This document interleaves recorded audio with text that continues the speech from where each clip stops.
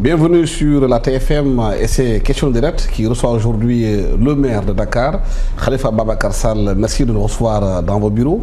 Le gouvernement vient de prendre une série de projets de loi et de décrets concernant les collectivités locales, en mettant peut-être les fonctionnaires beaucoup plus en règle. Là, on a vu les revendications des syndicats concernant les travaux des collectivités locales. Quelle appréciation en avez-vous? Je voudrais, Alassane, vous remercier, vous, votre équipe, le groupe Futur Média, pour l'occasion que vous m'offrez de parler très largement de la ville de Dakar, du travail de la mairie, du conseil municipal depuis avril 2009. C'est une belle opportunité. Je voudrais cependant en profiter à l'occasion du mois béni du Ramadan, de prier pour les Sénégalaises et les Sénégalais, prier pour les Dakaroises et les Dakarois, et former des vœux de santé, de bonheur, de réussite à toutes et à tous, et former des vœux pour que notre pays continue à vivre dans la paix, la concorde qui vraiment le caractérise. Vous l'avez dit, le Conseil des ministres d'hier a, par les textes qu'il a adoptés, parachevé la formation de la fonction publique locale. C'était les derniers textes.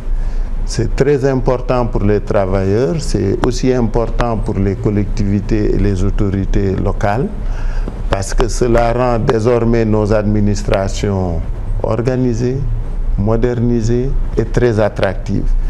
Et cela met en perspective un peu nos agents. Et je crois qu'une intelligente application permettra aux collectivités locales de se renouveler et en même temps de pérenniser leur administration. Il faudra cependant, avec les agents municipaux, avec l'État, discuter de la mise en œuvre, puisque ces textes ne sont pas sans conséquences sur nos finances. Donc, mais sinon, c'est une très bonne chose.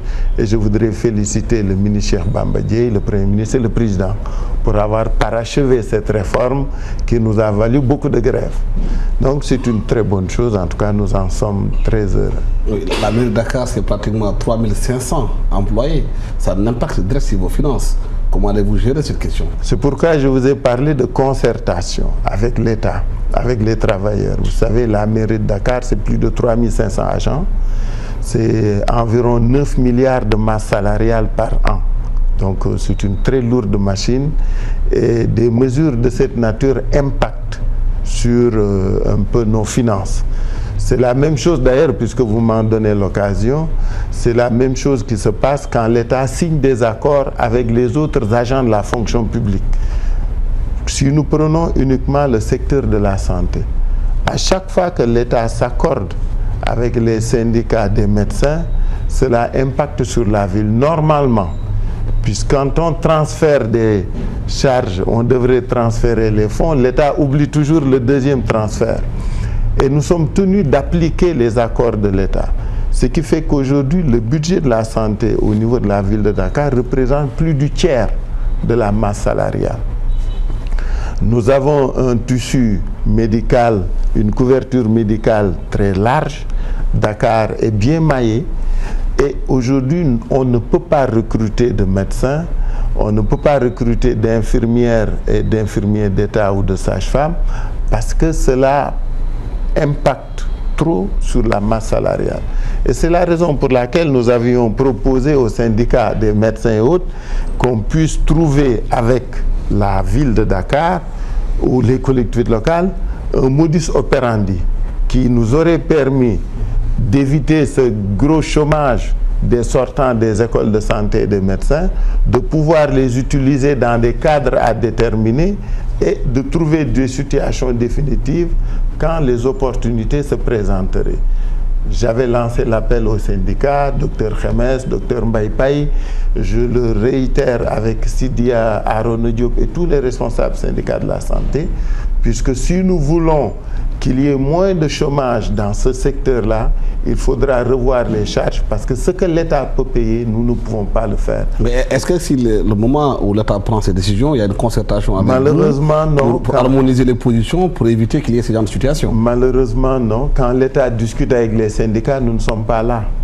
Je vous l'ai dit sur les derniers textes, je vous l'ai dit en matière d'éducation et de santé. Quand l'État négocie, nous ne sommes pas présents. Et malheureusement, c'est par une décision, une information du gouvernement qu'on nous dit il y a tel accord, il faut mettre en œuvre. Ou parfois, ce sont les médecins, nos agents eux-mêmes, qui nous disent voilà l'accord signé avec le gouvernement, il faut appliquer. Sans que les gens ne tiennent compte de nos possibilités financières. En toute bonne logique, quand l'État prend ces types de mesures, il doit toujours accompagner, prendre les mesures d'accompagnement financier, ce qui ne se fait pas. Donc c'est un peu ça le problème et c'est la raison pour laquelle avec le ministre Cheikh Bamba Dièye, nous allons avec le président Baldé, les maires et tout le monde, nous réunir autour du gouvernement pour voir comment mettre en œuvre ces nouveaux textes qui vont, comme vous l'avez dit, beaucoup impacter sur nos finances. Mais pourtant, si pour beaucoup de Dakarois, la mairie de Dakar, c'est 54 milliards de francs CFA de budget. C'est une fausse illusion. Vous savez, 54 milliards, il faut faire la part des choses. Les ressources permanentes, régulières, ne dépassent pas 26 milliards. C'est-à-dire, c'est le fruit des taxes et des impôts. C'est 25-26 milliards. Et de ce point de vue, d'ailleurs, c'est l'occasion pour moi d'appeler à un civisme fiscal à Dakar. Nous avons beaucoup de problèmes dans le recouvrement. Mais de manière générale, les collectivités locales au Sénégal connaissent une situation particulière en matière de ressources. Vous savez que c'est l'État qui détermine l'assiette. C'est la DGID, l'État, qui détermine les ressources, les impôts, leur montant et leur nature. Et c'est l'État qui recouvre par la perception. Et nous n'avons aucune prise sur les impôts. C'est en juillet que nous avons reçu les rôles d'impôts. C'est l'État qui les détermine, c'est l'État qui fait les rôles et c'est l'État qui s'occupe des dégrèvements. Par exemple, on vous dit vous avez 29, 26 milliards d'impôts recouvrables. Mais ce sont les agents des impôts qui s'occupent des dégrèvements. L'année dernière, on a eu 6 milliards de dégrèvements. Donc nous n'avons, et ça c'est pas une situation spécifique à Dakar, c'est la situation de toutes les collectivités de Dakar. Dans ce domaine-là, nous avons demandé au ministre de la décentralisation, et nous avons la chance qu'il soit maire, de reprendre la discussion, puisque nous l'avions entamée avec le gouvernement précédent, pour voir dans quelle mesure les autorités locales peuvent intervenir dans la fixation des ressources et dans les recouvrements. Parce que sinon, on vous dit voilà ce dont vous avez droit, voilà ce que vous en recouvrez pour vous. Nous n'avons donc à votre avis, la décentralisation dont on parle, du point de vue des finances, elle n'est pas effective. Les maires n'ont pas les moyens de faire leur politique, c'est ça? Ah si, c'est pas ce que j'ai dit. J'ai dit qu'en termes de définition de l'assiette et de recouvrement, les maires sont encadrés par la DGID et par le Trésor. Voilà, c'est sur ce point bien précis. Vous souhaitez que l'encadrement ne soit pas aussi strict. Que les collectivités locales puissent désormais avoir des coûts de plus franches. Par exemple, quand nous ne recevons pas nos rôles d'impôt, nous n'avons aucun moyen de recours. Sinon, après le directeur général des impôts, appeler Madame Thiam qui s'occupe des rôles pour dire bon, on est en retard, ou demander aux pauvres percepteurs d'appeler ses collègues pour leur dire nous n'allons pas fonctionner. Donc ce que nous voulons, c'est d'une part pouvoir intervenir dans la définition et la fixation de l'assiette et deuxièmement pouvoir intervenir dans le recouvrement. À Dakar, nous avons la chance, avec notre percepteur, nous nous sommes organisés pour intervenir dans le recouvrement. D'ailleurs, c'est l'occasion pour moi d'appeler les Dakaroises et les Dakarois à nous aider cette année à payer les impôts locaux. Nous avons déjà recruté, nous nous sommes organisés avec la perception pour véritablement faire un recouvrement efficace. Et tous les élus, dont moi-même, nous avons décidé à partir du mois d'août d'aller accompagner les agents de recouvrement dans les maisons pour pouvoir recouvrer les impôts. Sinon, vous savez, les 54 milliards, puisqu'on y revient, si nous sommes aujourd'hui à 54 milliards, c'est beaucoup plus par la crédibilité de la ville, par notre gestion, qui nous ont valu d'avoir la confiance du marché financier. Les investissements les plus lourds de la ville le sont grâce à des emprunts, que ce soit les feux rouges, que ce soit l'éclairage, que ce soit la voirie, que ce soit le pavage. Tous ces montages-là, c'est la crédibilité de la gestion de la ville qui a valu, qui nous a permis d'avoir ces moyens. Donc, si vous enlevez ce qui vient de ce qu'on appelle les recettes non fiscales, vous voyez qu'on n'a pas grand-chose. Donc, c'est une richesse. Mais vous voulez recouvrer les impôts, mais les populations dakaroises disent déjà qu'elles sont trop imposées. La vie est trop chère, les salaires sont trop imposés, et si aussi l'impôt local vient s'y ajouter, c'est difficile pour certains ménages. Oui, mais vous savez, l'impôt local n'est pas d'abord très lourd. Parce que par rapport aux services qui sont faits par les collectivités locales, je vous donne deux exemples. Nous avons toute la charge de l'éclairage, que ce soit en entretien ou en extension, ou en installation nouvelle. L'éclairage, quand vous voulez faire un point lumineux, quand c'est moins cher, le point lumineux le moins cher, c'est 800 000, 600 000. Quand c'est un point lumineux solaire, si vous prenez une marque, je ne veux pas stigmatiser, c'est 800 000. Mais quand vous prenez d'autres marques, c'est 1,3 million le point lumineux. Aujourd'hui, le drame à Dakar, vous avez vu tous ces nouveaux quartiers qui ont émergé. Ces nouveaux quartiers n'ont pas été lotis avec la mairie. Ils n'ont pas été structurés avec la mairie. Et quand les gens s'installent, et qu'ils sont chez eux, ils veulent maintenant l'assainissement, alors que tous les VRD, assainissement, voirie et autres, devaient être faits par le promoteur privé. L'éclairage public devrait être fait par le promoteur privé. Malheureusement, quand les populations s'installent, elles se tournent vers la ville. Et aujourd'hui, vous avez vu tous ces nouveaux quartiers de Dakar, il faut les éclairer, il faut régler la voirie, il faut régler l'assainissement. Avec quoi on va le faire? C'est avec les ressources tirées des impôts locaux. Tous ces nouveaux et beaux quartiers de Dakar, quand vous voyez que les Almadies n'ont même pas d'assainissement, quand vous voyez que tous les quartiers de Ngor, puisque les villages traditionnels ont été pris d'assaut par les gens aisés de Dakar, donc Yoff, Ngor, Ouakam, Anne, Cambérène, sont désormais entourés de belles cités. Ces belles cités n'ont pas de route. Ces belles cités n'ont pas d'assainissement la plupart. Ces belles cités sont sablonneuses. Ces belles cités n'ont pas un éclairage public efficace. C'est à la ville de le faire. Nous ne pouvons le faire que par la collecte des impôts. Donc, plus on est efficace en matière de collecte, plus nous allons être efficaces en matière d'investissement. Mais puisque les besoins n'attendent pas, nous avons, par une gestion rigoureuse de nos finances publiques, dégagé des marges qui nous permettent d'aller sur le marché pour faire ces emprunts qui nous permettent de faire les investissements fondamentaux prioritaires. C'est-à-dire que d'ici février 2013, Inch'Allah, nous aurons repris toute la voirie urbaine de Dakar grâce à un financement de la BOAD. On a mis 11 milliards qui vont nous permettre de reprendre la voirie dans les SICAP, les Djepel, les Grand Yoff, Parcelles, Cambérène, Anne, Yoff, Ngor, reprendre le stationnement, mais il y a un volet environnement. Grâce à un financement de la BIS, les feux rouges sont finis. Nous allons les réceptionner en septembre. Et là aussi, j'en profite pour dire aux Dakaroises et Dakarois, nous écoutons toutes les émissions de Sud à la télé qui nous disent que les feux, il y a des problèmes. C'est normal qu'il y ait des problèmes parce que nous sommes dans une phase test. Les travaux des feux de signalisation ne seront réceptionnés qu'en septembre. D'ici là, nous sommes dans une phase d'imprégnation et d'accoutumance des populations pour qu'elles reprennent connaissance, contact avec les feux. Mais les feux vont être autonomisés. Il y aura des caméras dans tout le centre-ville. La gestion sera autonomisée autour d'un PC, c'est-à-dire le commissaire central, le préfet, le maire de Dakar, toutes les autorités concernées de leur bureau pourront suivre et gérer la circulation à Dakar.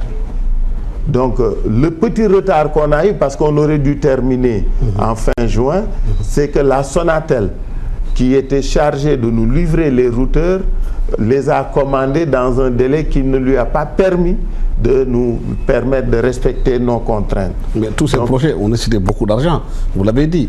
Mais cet argent que vous avez emprunté, qui va payer après? C'est la ville.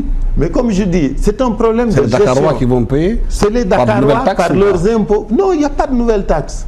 Il n'y a aucune nouvelle taxe. C'est un problème de gestion rationnelle et efficace des finances publiques. Quand nous sommes arrivés en 2009, nous avons d'abord assaini la gestion pour nous désendetter, faire en sorte que la ville n'ait plus de dettes. Nous nous sommes employés à faire une bonne politique de recouvrement des recettes. Et nous nous sommes rendus crédibles vis-à-vis de nos partenaires. C'est-à-dire qu'aujourd'hui, sur les 29 ou 26 milliards générés par les taxes, nous nous donnons une marge de 4 à 5 milliards qui nous permettent de rembourser. Avec 5 ou 6 milliards, vous pouvez faire un emprunt de 15 milliards. Quand vous empruntez 15 milliards, vous réglez rapidement les besoins prioritaires des populations. Aujourd'hui, vous allez dans les SICAP. J'avais été dans les SICAP, je le raconte toujours. C'est une jeune fille qui m'a interpellé à Amitié 2. Il m'a dit, mais monsieur le maire, moi j'ai 26 ans. Depuis 26 ans, la route de mon quartier est aussi dégradée. C'est pourquoi nous nous sommes dit, voilà un besoin urgent. C'est la même chose pour l'éclairage, c'est la même chose pour le pavage. Le pavage, ce qui nous gênait, c'est que nous dépensions beaucoup d'argent dans les locations de camions, dans le curage des caniveaux et autres. À cause du désensablement, vous avez vu toutes les opérations 7-7 qui se faisaient, c'est à cause de l'ensablement. Nous nous sommes dit, au lieu de continuer dans ça, mettons un terme à cette situation. On a mis en place un programme sur 20 ans, c'est le pavage, mais qui est un projet humain. Nous avons acheté l'ancienne usine Pêche-Froid, nous l'avons transformée en usine de production de pavage, avec un appel d'offres international, une structure burkinabé Bélissacha a gagné et nous sommes en train de recruter 2600 jeunes à qui nous allons apprendre à fabriquer le pavé. Donc on leur donne un métier. Ils vont avoir du travail sur 20 ans et ils vont avoir des ressources. Combien tout ça coûte? 9 milliards, l'investissement primaire, c'est-à-dire acheter le terrain, mettre l'usine, acheter le matériel et commencer.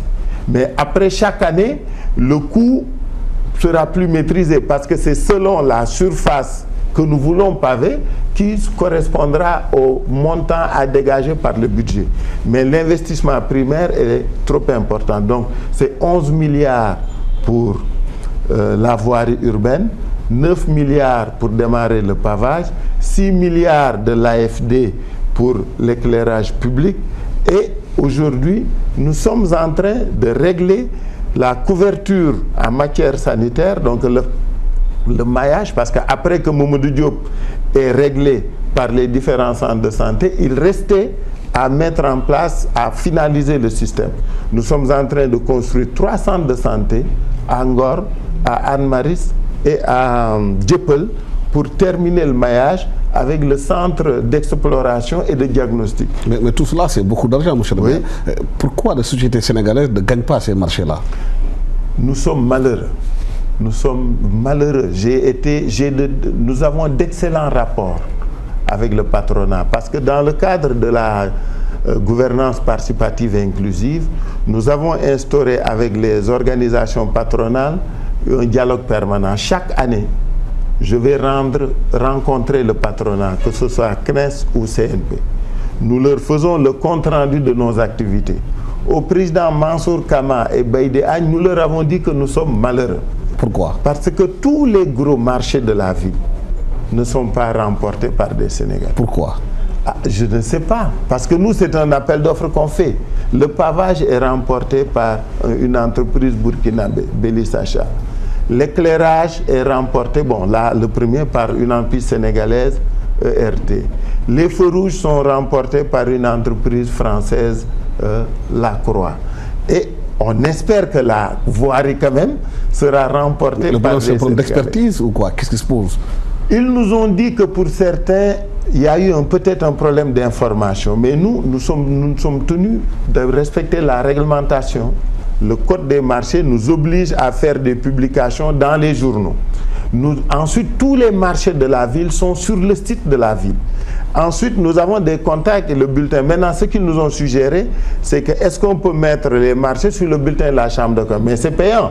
Nous, on paye certains journaux dont je ne veux pas faire la publicité, mais on fait en sorte que les plus grands journaux puissent faire nos appels. Mais après cette rencontre, nous nous sommes accordés sur une meilleure manière de les informer. C'est pourquoi aujourd'hui, on leur parle des gros marchés à venir, la voirie, le stationnement, l'éclairage qui va dans la deuxième phase, parce qu'on va lancer encore pour 4 milliards de marchés pour l'éclairage dans quelques semaines. Nous les informons publiquement. Et ce que nous voulons, c'est que cet argent qui vient des Dakaroises et des Dakarois puisse rester à Dakar. Mais il y a un autre projet, monsieur le maire, qui était très important pour les Sénégalais, pour surtout les Dakarois, c'est le parking souterrain que votre président avait émis l'idée de le mettre en centre-ville pour permettre le stationnement des voitures qui viennent, qui congestionnent souvent l'intérieur de la ville. Est-ce que le projet, vous l'avez repris ou pas? Non, ce projet a posé un petit problème. Vous savez, la démarche du conseil municipal de 2009, c'est d'une part de faire en sorte que tout ce qui peut être fait par la ville le soit par la ville.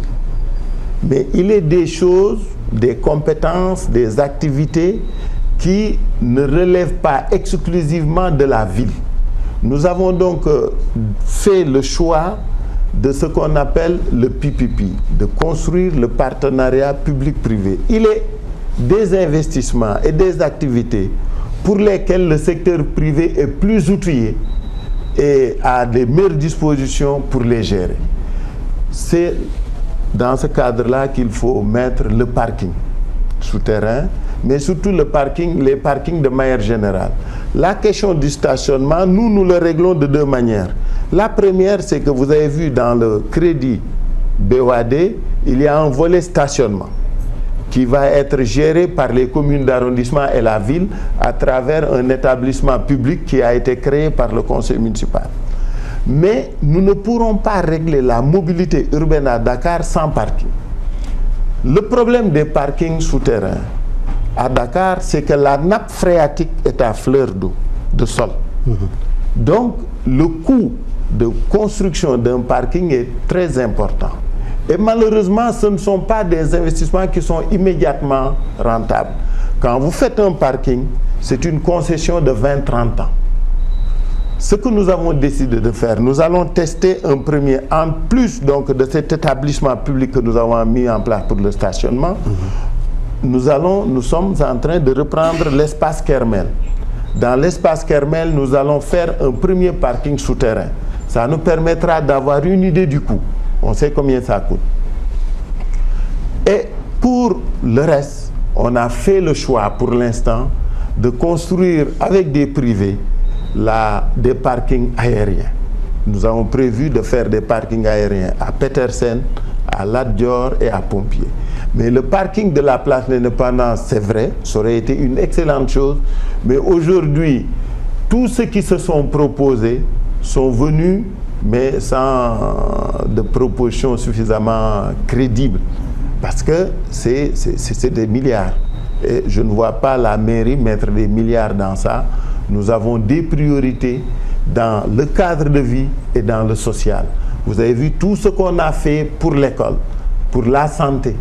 Aujourd'hui, les élèves de Dakar sont pris totalement en charge dans la santé, dans l'addition nutritionnelle, dans le sport, dans l'habillement, dans les divertissements, et l'année prochaine, nous réglerons le problème de l'informatisation qui a connu des difficultés cette année, et le cadre d'études et la réhabilitation des classes. Nous sommes en train de terminer le maillage de la santé. Nous pensons que ça, la ville peut le faire par les finances. Mais ces investissements-là, lourds, à caractère commercial, rentable, nous préférons le faire avec des privés. C'est comme les espaces marchands. Le problème de l'encombrement de la ville. On va y venir avant d'y aller, monsieur le maire. Je souhaiterais qu'on parle un peu de la mobilité à Dakar. D'accord. Aujourd'hui, vous pensez que Dakar, il y a beaucoup de voitures, il y a des problèmes de circulation qui se posent, et pourtant le gouvernement a pris un décret en autorisant les voitures de plus de 8 ans pour venir à Dakar. C'est un flux encore de voitures qui va entrer dans la ville. Est-ce que ce n'est pas un problème pour vous?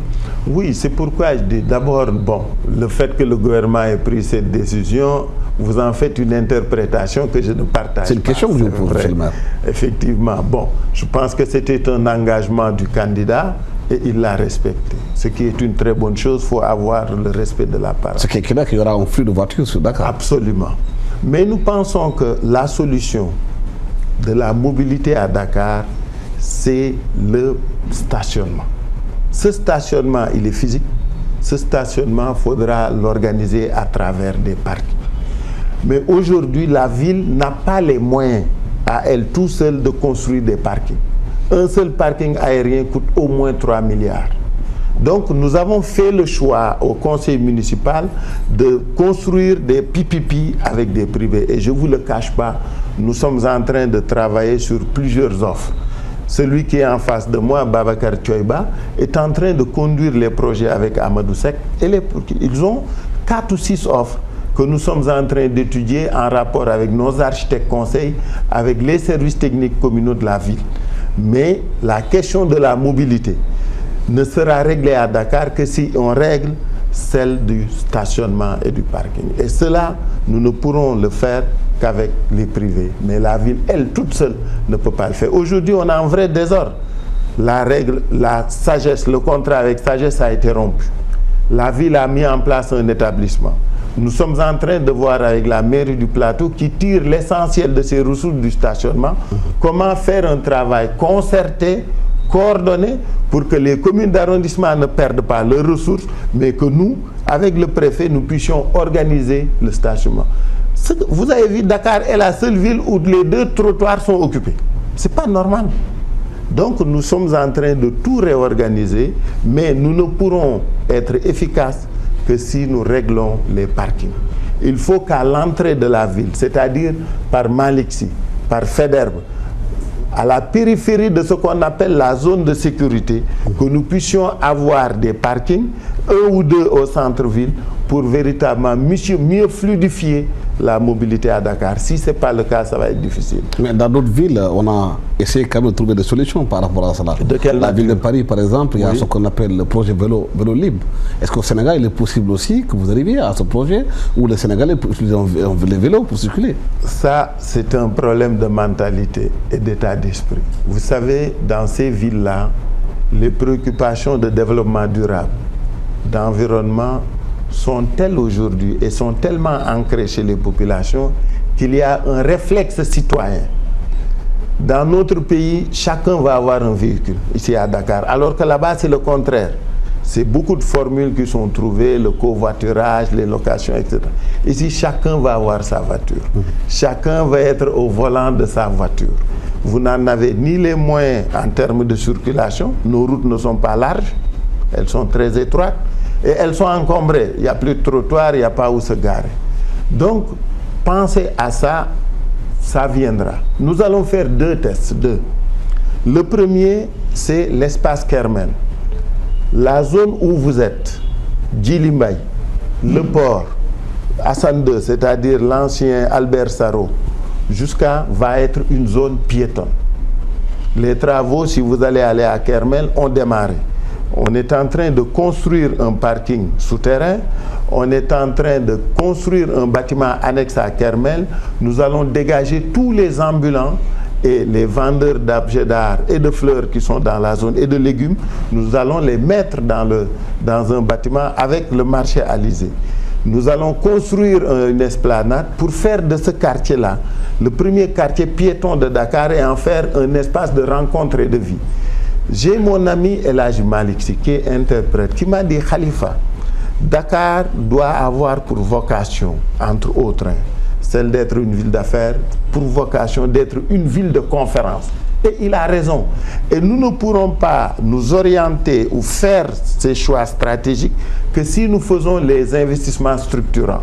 Et de ce point de vue, la mobilité urbaine est une urgence. Mais pour le moment, vous êtes confronté au problème des ambulants qui occupent le trottoir, qu'il faudrait déplacer. Et à chaque fois que vous avez touché le problème, il y a eu des répercussions politiques et des manifestations. C'est vrai. Mais je voudrais terminer pour dire que vous avez parlé donc de ces passages piétons, de volets libres. Dans tous les cas, aujourd'hui, quand le pavage va vraiment progresser, nous allons dégager les trottoirs, mais nous allons créer suffisamment d'espaces de vie et de rencontre, de telle sorte que les gens vont pouvoir apprendre à marcher en ville. Parce que c'est ça le problème. Aujourd'hui, personne ne peut marcher en ville. Vous ne pouvez pas. Vous n'avez pas d'espace pour marcher. Donc pensez vélo. Si vous mettiez des vélos, les vélos se disputeraient la route avec les piétons. Il n'y a pas de trottoir parce qu'à Paris ou dans ces grandes villes, il y a des couloirs pour les vélos. Il y a des couloirs pour les véhicules spécifiques. Ici, vous n'en avez pas l'espace. Donc, c'est quelque chose sur lequel il faut réfléchir. Il faudra y penser avec toutes les Dakaroises et les Dakarois. Mais ce que nous voulons nous faire, c'est déjà commencer à créer des espaces piétons dans la ville, des espaces de rencontre, Kermel, la petite corniche. On est en train de voir, quand on l'aura pavé, comment en faire pendant les week-ends des couloirs sans voiture. Vous avez vu? C'est comme la grande corniche. On peut, sur un mois, ou chaque trimestre, en faire une période piétonne où les gens peuvent marcher, faire de la fête, faire de la musique, etc. Donc, on est en train de prendre un certain nombre d'initiatives qui vont accoutumer les gens à ce que la route soit laissée aux piétons. Je crois que si on parvient à ça déjà, on aura fait un pas. Et les trottoirs occupés par les ambulants, comment vous allez Maintenant, gérer? vous revenez au problème. C'est vrai, vous l'avez posé. Ce problème, malheureusement, qui est un problème de gestion quotidienne. Vous savez, les problèmes de commerce et des marchés, c'est un problème de gestion quotidienne des collectivités locales. Le problème que nous avons dans toutes les villes du Sénégal, c'est que les difficultés sociales ont fait que beaucoup de populations sont venues s'installer dans les zones urbaines. En s'y installant, elles n'ont pas d'autres métiers ou d'autres activités que le commerce. Et puisqu'il n'y avait pas suffisamment d'espace pour les accueillir, elles se sont installées comme elles ont voulu. Jusqu'en 2000, parce qu'il faut toujours le rappeler, jusqu'en 2000, puisqu'il y a une loi de 1975 qui interdit le commerce ambulant dans la rue. Cette activité, elle est illégale. Et jusqu'en 2000, vous avez vu, nous nous sommes organisés pour éviter que les trottoirs et les rues ne soient transformés en marché. D'ailleurs, on nous l'a reproché. L'ancien pouvoir disait, oui, aux ambulants, vous avez vu, les PS vous tapez dessus, nous, on vous laisse la rue. Ils savaient bien qu'en leur donnant la rue, on perdait une ville. Parce qu'on n'a plus de ville. Dakar présente un paysage qui n'est pas bon. Maintenant, quelle est la solution? Maintenant, cette question, elle a un double aspect qu'il ne faut pas perdre de vue. Quand nous parlons toujours des ambulants, nous avons dit au conseil municipal de Dakar que les ambulants, nous voulons les garder à Dakar. Parce que les ambulants mènent une activité économique qui génère des ressources et des revenus pour les Dakarois, qui permettent aux populations d'avoir des lieux. Mais qui ne payent pas des impôts aussi. Hein? Ah si, beaucoup payent les taxes aux communes. C'est ça le problème, je vais y revenir. Mais le deuxième aspect, c'est que ça gêne. Parce que les marchés sont organisés et déterminés. Depuis 2009, nous avons engagé le dialogue avec les 18 fédérations et associations des marchands ambulants. Nous leur avons fait comprendre qu'ils ne peuvent pas rester, elles ne peuvent pas, ces associations fédérales, rester dans la rue. Il n'est même pas question, on le leur a dit, et elles sont d'accord. Nous nous sommes dit maintenant, au fur et à mesure que les possibilités s'offriraient, on les installerait quelque part. C'est ce sur quoi. Mais, je l'ai rappelé aussi, quand les exigences de travailler et d'investir dans la ville se présenteront, on sera obligé de les faire bouger. Aujourd'hui, c'est pourquoi depuis 1 an et demi, nous sommes en train de les informer, de les sensibiliser sur le pavage qui démarre. Le pavage qui démarre ne concerne pas que les ambulants. Je ne veux pas qu'on les stigmatise. Le pavage va concerner les trottoirs et les rues de la ville de Dakar. Et sur les trottoirs et les rues de la ville de Dakar, il y a certes les ambulants, mais nous avons aujourd'hui ces restauratrices qui sont partout dans Dakar, qui occupent la rue. Nous avons les mécaniciens, les soudeurs, les ferrailleurs, les menuisiers, toutes ces activités qui sont bonnes pour la ville, mais qui malheureusement sont mal localisées. Moo tax ma wax toujours toogin bi ak toogaay bi, parce que toogin bi ak toogaay bi moo jekku. Et c'est à cela qu'il faut trouver une solution. Donc, quelle sera la solution par rapport? La solution, nous l'avons imaginée en 2 étapes, en 2 phases, avec les ambulants. Pour les ambulants que nous avions recensés, nous allons les recaser. Où? Nous avons acheté un terrain à Félix Eboué, à 3 milliards.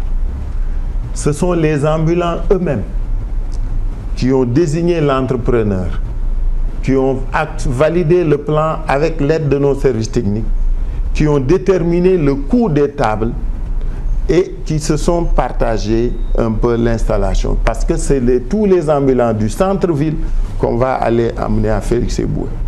Et nous pensons, c'est l'engagement de MADS, que d'ici octobre, on pourra les recaser. Mais on n'attendra pas octobre pour les faire bouger aussi. Je veux profiter de votre antenne pour le leur dire. Parce que le pavage va démarrer, on va les faire bouger. Mais on va les faire bouger en accord avec eux. Mais nous sommes obligés de prendre les artères et de les commencer. Et on ne peut pas attendre parce que, comme je vous l'ai dit, le pavage, c'est 9 milliards d'investissements. C'est de l'argent qu'on paye. On ne peut pas bloquer les travaux et ne pas les commencer. Donc, c'est la même chose pour les grandes artères, mais c'est la même chose dans les quartiers. Parce que dans les quartiers aussi, nos maisons, je commence par ma maison, celle de mon père, celle de ma tante, et toutes ces maisons-là ont grandi. Nous avons tous transformé nos garages, nos devantures en boutiques et en commerce. Mais surtout, c'est que toutes nos maisons ont pris sur la rue.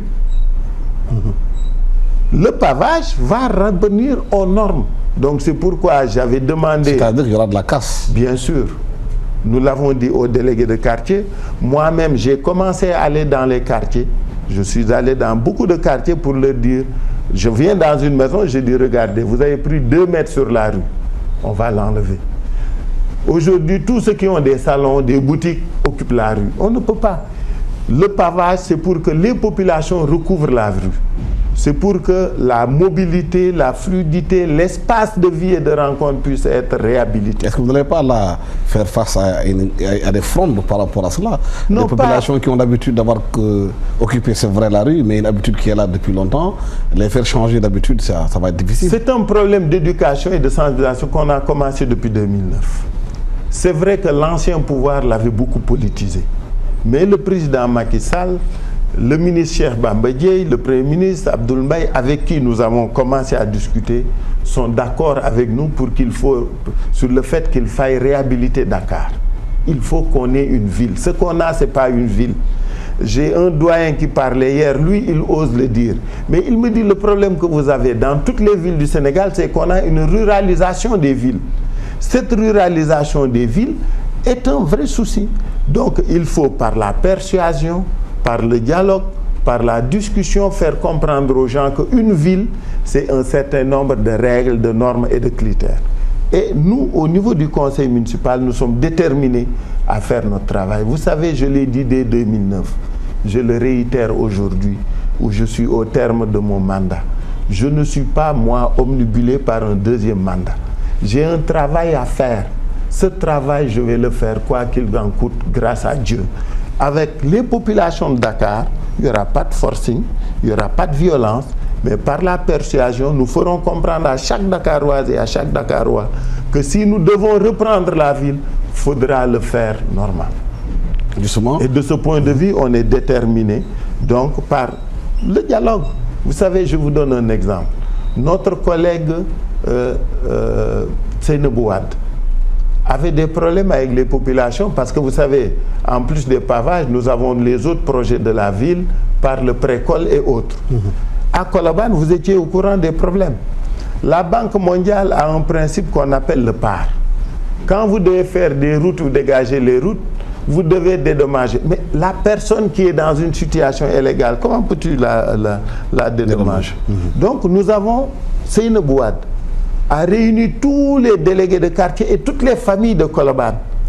Et ce sont ceux-là qui ont été dans chaque maison dire que si vous ne sortez pas, on perd 300 millions.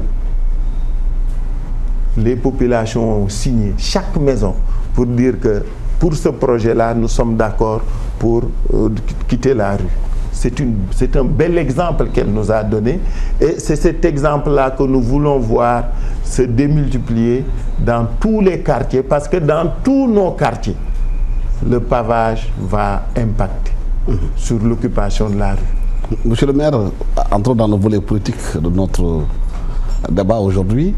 Souvent, la mairie est un... Vous avez dit monsieur le maire et oui. Vous voulez parler de politique. Mais oui, vous êtes aussi un homme politique, monsieur le maire. Vous êtes membre du Parti Socialiste, du comité central, ce parti. Aujourd'hui, souvent, du bureau politique, souvent les gens disent que la mairie est un bon tremplin pour quitter la mairie et aller à la présidence de la République, comme ça fut le cas de Macky Sall, ce fut le cas aussi de Jacques Chirac en France. Aujourd'hui, le Parti Socialiste, dont vous êtes un des membres éminents, certains parlent de vous comme étant un potentiel candidat au poste de secrétaire général de ce parti. J'ai mon jeune frère qui me disait que je ne me rase jamais. Et j'ai dit depuis 2009 que nous avons un mandat. C'est celui d'être maire de Dakar. Pour l'instant, c'est notre première et principale préoccupation. Comment faire en sorte d'atteindre les attentes des populations de Dakar. Parler d'une présidentielle qui aura ça lieu vous empêche pas. Non, je parle du poste de secrétaire général du Parti Socialiste, parce qu'il y a un congrès qui va se faire avant la fin de l'année. Non, c'est que vous parliez de Chirac et de maire. Donc vous ne parliez pas de... C'est pour dire à partir de la mairie qu'on peut aller à la présidence de la République. Mais il faut passer par... d'autres sont allés à la présidence sans être maire. Mais est-ce qu'aujourd'hui vous avez des ambitions? François Hollande n'était pas maire. Mais est-ce que vous avez des ambitions aujourd'hui de prendre le poste de secrétaire général du Parti Socialiste au prochain congrès? Ça, vous savez, il y a un problème que vous, journalistes, vous êtes en train de vouloir nous imposer dans le PS. Du tout. Le PS est un parti organisé. Le débat politique, il se passe toujours à l'intérieur du parti. Si je devais être candidat, si j'étais intéressé par ça, si je devais débattre même de cette question, ceux qui me connaissent savent que je ne le ferai qu'à l'intérieur des instances du parti. Donc, par rapport aux règles et principes, c'est une question qui se débattra. Vous l'avez dit, nous sommes au terme de notre mandat. Le parti va se réunir et déterminer. Nous sommes un parti organisé. Le mandat est de 4 ans. Nous l'avons exceptionnellement prolongé au cours du comité central et validé par le congrès extraordinaire pour terminer tous les scrutins. Le bureau politique et le comité central se réuniront pour apprécier la nouvelle situation et déterminer une démarche. Oui, parce que votre posture de maire de Dakar fait dire à vos partisans que vous avez déjà les coups de franche ou bien l'étoffe aujourd'hui d'occuper le poste de secrétaire général de votre parti, compte tenu du fait aujourd'hui que votre secrétaire général actuel a perdu en tant que directeur de campagne et 2 fois en tant que candidat. Et quand on regarde bien, le Parti socialiste est passé de 3 millions d'électeurs à pratiquement 300 000 avec la dernière élection passée. Vous savez, vous faites un jugement de valeur qui n'est pas le mien. Non, non, c'est une analyse que je fais. Non, ce n'est pas une analyse, c'est un jugement que vous faites. Un parti qui est passé de 3 millions d'électeurs jusqu'à 300 000. Oui, oui, mais vous l'accolez... 75%, 11%. Vous l'accolez à une personne. Vous pas savez, une personne, à la personne de votre parti, justement. Oui, il a besoin de 109 peut-être. Quand vous parlez... Non, tous les partis ont besoin de se renouveler. Mais ce qui est difficilement acceptable, c'est que dans un combat commun, qu'on puisse tirer des responsabilités personnelles. Les responsabilités personnelles, c'est chaque individu qui la tire. Il y a un chef qui assume. Oui, c'est ce que je dis, c'est chaque personne. Mais nous ne pouvons pas nous dire, parce que le parti, que le combat qu'on a mené, on l'a mené tous ensemble. C'est chacun de nous qui dira, dans ce qui nous est arrivé, voilà ma part de responsabilité. Mais on ne peut pas stigmatiser. Mais dans toutes ces parts de responsabilité, il y a un chef qui est là, qui est le chef d'orchestre. Oui, mais lui, s'il doit tirer la leçon, il la tirera avec le parti, dans le parti. Mais ce qui n'est pas admissible, c'est qu'il soit stigmatisé comme ça. C'est difficilement acceptable. Moi, je suis un homme politique. Chacun de nous pose des actes chaque jour. Parce que le débat s'est posé dans votre parti où des jeunes, aujourd'hui, ont demandé qu'il y ait un renouvellement au sein de votre parti. Mais c'est leur rôle. Les jeunes du parti ont toujours été l'aile gauche du parti. C'est-à-dire, c'est la frange de remise en cause. Li kenn ñemewul wax, li kenn bëggul wax, li kenn sañul wax, c'est les jeunes du parti qui le font. J'ai été dans ce rôle. D'autres y sont, d'autres y seront. Donc, c'est leur rôle. Mais dans notre parti qui est organisé, chacun joue sa partition et le parti, ensemble, en connaissance de cause, prend les décisions qu'il faut. Personne n'a dit qu'on n'ira pas au renouvellement. Nous irons au renouvellement. Nous-mêmes, nous l'avons dit. Nous avons dit que nos mandats sont finis. C'est nous qui avons décidé de le proroger pour terminer toutes les compétitions nationales. Donc nous sommes conscients que nous irons au renouvellement, que nous procéderons au renouvellement du personnel dirigeant de notre parti, que les structures vont se renouveler, mais c'est le parti qui le fera. Mais est-ce que dans ce renouvellement, vous êtes candidat à un poste de secrétaire général du parti ou pas? Pas du tout, mais si je devais moi être candidat, c'est au niveau du parti. Vous m'avez dit secrétaire général du parti. J'ai besoin d'en informer l'opinion. Vous posez votre candidature aussi, monsieur. Non, c'est pas à l'opinion que je vais le dire. Si je dois postuler à quelque chose, je dirais au sein du parti. Je leur dirai, moi, Khalifa Sall, pour N raisons, voilà l'inflexion que je donne à ma carrière politique. Ça se fera dans le parti et nulle part ailleurs. Khalifa Sall aussi, il y a un autre problème au niveau de l'Assemblée nationale vient d'être mise en place. Quelle analyse faites-vous de cette Assemblée dont vous êtes aussi membre de Benno Bokk Yakaar et même le nouveau pouvoir parce que vous êtes aussi dans une sorte de coalition avec Macky Sall. Certains Sénégalais disent que les premiers actes que votre pouvoir a posés ne les rassurent pas. Oui, je crois. C'est trop lent. D'abord, je voudrais que vous compreniez que le Parti socialiste est membre de la coalition Benno Bokk Yakaar. Nous avons élu Macky Sall et nous soutiendrons Macky Sall. C'est ça la position du parti. L'Assemblée nationale, les législatives, nous sommes allés au combat ensemble dans Benno Bokk Yakaar. Vous êtes la deuxième force de l'Assemblée nationale avec 20 députés derrière la coalition de l'APR. Bon, moi, je ne raisonne pas comme ça. Vous savez, dans ces élections, j'avais une position qui a fait l'objet d'un débat interne dans le parti. Il est dépassé, ce débat. Ce que je veux dire, c'est que nous ne raisonnons pas en force éparse ou spécifique dans la coalition. Aujourd'hui, nous avons accepté d'être dans un ensemble qui est Benno Bokk Yakaar pour, autour du président, mener une politique. Vous m'avez interpellé sur les premiers pas de l'Assemblée. Effectivement, je pense qu'avec la concertation et la consultation, ils ont réussi à mettre en place sans difficulté un bureau et ils vont installer leur commission. Ils ont dit, parce que moi j'avais un candidat là-dedans, c'est Moustapha Diakhaté. C'était mon candidat parce que c'est un homme de rupture et de vérité. Et je lui ai dit... Candidat en tant que président de l'Assemblée ou pas? Non, candidat député. C'est-à-dire c'est le nouveau type de député qu'on veut voir nous émerger avec Benno Bokk Yakaar. Ce n'est pas des députés d'une coalition. Et pourtant, l'Assemblée est gérée aujourd'hui et présidée par Moustapha Niasse, qui peut-être ne symbolise pas la rupture, compte tenu de toute sa vie politique.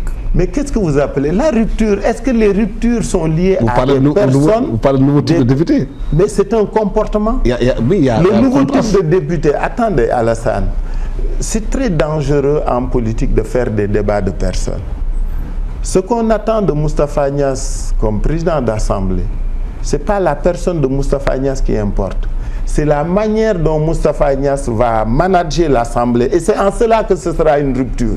Que ce soit une Assemblée qui contrôle, qui veille, qui interpelle, qui fouine, qui fait son travail de vigile de l'action gouvernementale et qui représente le peuple et qui ne soit pas une assemblée du président Macky Sall ou une assemblée de Bokk Yakaar. C'est pourquoi je disais Moustapha Diakhaté était mon candidat, parce qu'il a dit, moi, je ne serai le député de personne. Je serai le député du peuple. Je ne serai là que pour défendre les intérêts de la population. Moustapha Niasse est un homme d'État éminent, respectable, respecté. Benno Bokk Yakaar lui a fait confiance pour conduire la rupture dans la manière de conduire l'Assemblée nationale. Mais ce n'est pas parce qu'il a duré dans le pouvoir qu'il n'est pas un homme de rupture. C'est les actes qu'il va poser, c'est son management de l'Assemblée nationale, c'est le comportement des députés, c'est la manière dont il va les rassembler, il va lancer le travail qu'il sera, lui, perçu comme un homme de rupture. Mais de façon plus globale. C'est une mentalité, c'est un état d'esprit, c'est un comportement, la rupture. Ce n'est pas un slogan. Mais oui, et ce n'est pas lié à des personnes. Justement, de façon globale, aujourd'hui, le pouvoir dont vous faites partie a bouclé ces 3 mois, ces 100 jours. Beaucoup de Sénégalais disent qu'ils ne sentent pas cette rupture annoncée. Elles ont raison d'être impatientes. Vous savez pourquoi? Macky Sall a été élu avec 65%. C'est-à-dire, c'est avec un grand espoir, une vague qu'il a portée au pouvoir. Les populations sont éprouvées à Alassane. Vous sortez dans cette cour-là, vous verrez que les gens sont très très fatigués.